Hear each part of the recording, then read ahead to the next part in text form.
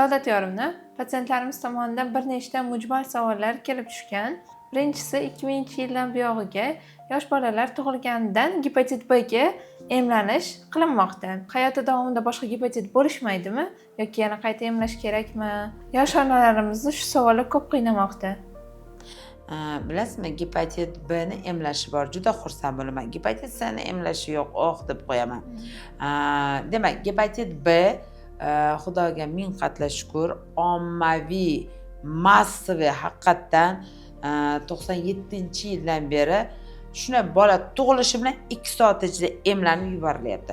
Xudo xolasa 50 yildan keyin bizda B bo'lmaydi. Qolmaydi. Bni o'zi qolmaydi deyman-da. Chunki chet elda hozir yo'q, gepatit B yo'q. Chunki ular bir necha 50 yil oldinda yuribdi, emlash boshlangan. Demak, bola tug'ilishi bilan 2 soat ichida emlangandan keyin mana shu emlashi kimlardadir 15 yil, kimlardadir 20 yil, kimdadir 25 yil turadi. Buni qayerdan bilamiz? Bola agar uyda kimdadir gepatit bor, yo onasida, yo otasida yoki qo'rqadi gepatitdan, bunaqalarda biz har doim bolachalar masalan olib kelganda anti-HBs degan qon tahlili bor. Ya'ni gepatitga qarshi emlangan degan analiz bor. Ana o'sha tekshiriladi. Agar anti-HBs положительный bor desa, hali emlashning kuchi bor deyiladi. Anti-HBs yo'q deb chiqsa, emlashimiz tugab qolibdi-ku. Yana bitta emlab qo'yiladi. Undan tashqari risk guruhidagi stomatologlar, xirurglar to'xtamay ishlaydi, ularga qon bilan ishlaydi. Ular o'zlari har doim ish jarayonida har 10 yilda emlanib turiladi. O'sha uchun ham gepatit B ni emlashi borligi uchun, muammo tizimi qo'ldaligi uchun biz har doim xursand bo'lamiz B ni emlashi borligidan. Chunki B bo'lsa D minish xavfi bor. O'sha uchun ham bularda sirroz xavfi borligi uchun ham B ni emlashi bor deb xursand bo'lamiz. Og'ir turdagi sirrozlarni davolaysiz. Siz ham emlanganmisiz?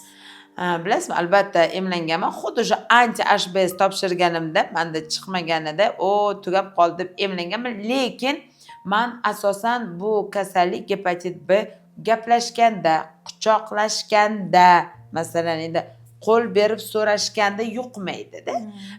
Risk zonada xirurglar bo'lgani uchun ularni majburiy emlatiladi. Biz terapevtik bo'lganimiz uchun bizada o'z xohishimiz bilan emlanadi va menda hozir kunda anti-HBs juda yuqori darajada turibdi. Albatta buni ustida yurganimizdan keyin har doim buni o'ziga qarab turamiz.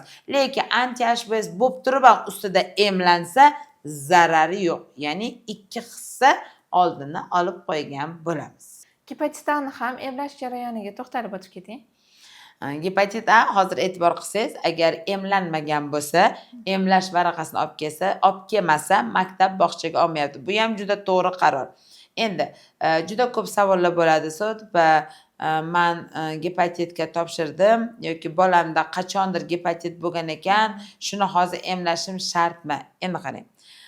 Gepatit A ni xavf immunoglobulin M bor. Hozir bormi va G bo'lganmi? Bo'lgan desa bo'ldi, unda immunitet bor.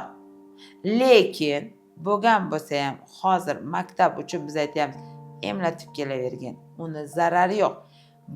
O'zi bo'lib o'tgan bo'lsa ham, yana bilmasdan unga A ni emlashni qilib qo'ysa ham buni zarari yo'q. Qilmagandan ko'ra 2 marta qilib qo'ygan bizga foydali. O'sha uchun hammaga, butun massiv O'zbekistonga bog'chaga A ga emlanmagan bo'lsa olma, maktabga A ga emlanmagan bo'lsa olma deb qo'yilyapti va bu narsani ketida hammani shu bahonada gepatit A ga emlanyapti. Sabab men hech esimdan chiqmaydi. Biz 5-kurs infeksiya darsida o'tirgandik. Leksiyada ustozimiz aytayapti-da, gepatitlar leksiyasi o'tganda, o'shanda aytayapti, gepatit A bo'lganlar bormi? Qo'l ko'tar desa, 90 ta ichidan bitta, 2 akkam-dukkam qo'l ko'tardi. Yana aytdi, gepatit A bo'lganlar bormi? 90 tadan bo'lsa bir 5-6 kishi qo'l ko'tardi. Ertaga dedi, hamma boradi. Gepatit A immunoglobulin G topshirib keladi dedi. Ana shuni topshirmasanglar dedi, sizlarga dedi baho qo'ymayman dedi. studentlarga baho olishi uchun 9-darajani tasha desang qiladi-da. Student bizda endi nima baho qo'yar ekan dedi. Biz ustozni u gapidan keyin hammamiz bor 90 ta odam topshirdik. Ishonasizmi? 4 ta odamda G отрицательный, gepatit A bo'lmagan dedi. 4 ta odamda A bo'lmagan chiqdi. 90 ta studentni 86 tasida xavf immunoglobulin G umri davomida gepatit A bo'lgan chiqdi. Ana sizga isbot. Chunki bu og'iz orqali yuqadi. Yuvilmagan qo'l va uning shikoyati xuddi grippdek o'tadi-da. Aksarada ko'z sarg'ayadi, shamollaganda burnoq yuradi, issig'i chiqadi, xuddi grippdek bo'ladi. Oyoqda o'tkazib yuboradi. Tushundingizmi? Tushunarli. Hammaga birdek gepatitni emlash mumkinmi yoki qaysidir guruh insonlarga mumkin emasmi? Demak, gepatitni emlashdan oldin albatta bitta pediatr ko'radi. Endi hozir bolalarga bog'cha bola, maktab bola deyapmiz. Bolada shamollash belgilari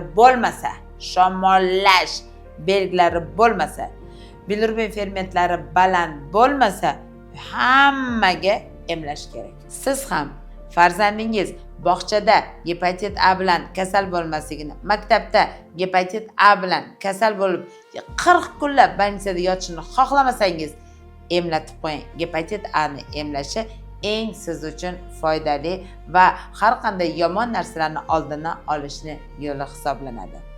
Agar sizda ham jigar kasalliklari, jigarda shikoyatlar bo'ladigan bo'lsa va uni siz yechimini topa olmayotgan bo'lsa, boshingizda har xil chalkashliklar bo'ladigan bo'lsa, klinikamizga keling.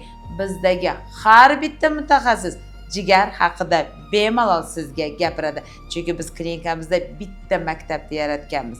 Menda endokrinologlarim hammasi oshqozonni ham, hamma narsani biladi. Ya'ni hamma doktorlarim VOPni yaxshi o'qiganlar.